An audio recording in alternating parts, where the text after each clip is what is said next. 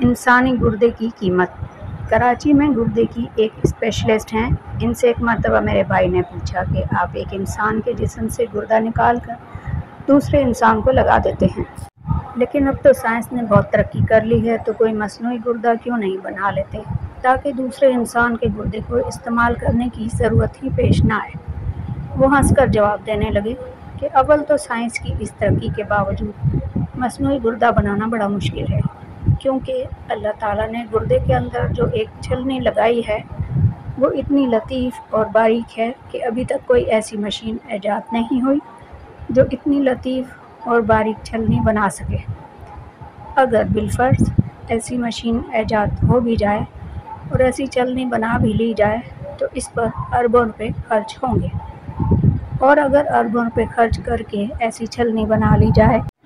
تب بھی گردے کے اندر ایک چیز ایسی ہے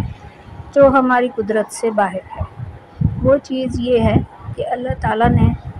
گردے کے اندر ایک دماغ بنایا ہے جو فیصلہ کرتا ہے کہ اس آدمی کے جسم کو کتنا پانی ضرورت ہے، کتنا پانی جسم میں رکھنا ہے اور کتنا پانی باہر پھینکنا ہے۔ ہر انسان کا گردہ انسان کے حالات کے مطابق، اس کے جسم کے مطابق اور اس کے وزن کے مطابق یہ فیصلہ کرتا ہے کہ کتنا پانی اس کے جسم میں رہنا چاہیے اور کتنا باہر پھینکنا چاہیے، اور اس کا فیصلہ 100% درست ہوتا ہے۔ اس کے نتیجے میں وہ اتنا پانی جسم میں روکتا ہے جتنے پانی کی ضرورت ہوتی ہے، اور ضرورت سے زائد پانی پیشاب کی شکل میں جسم سے باہر پھینک دیتا ہے۔ لہٰذا اگر ہم اربوں روپے لگا کر مصنوعی گردہ بنا بھی لیں تب بھی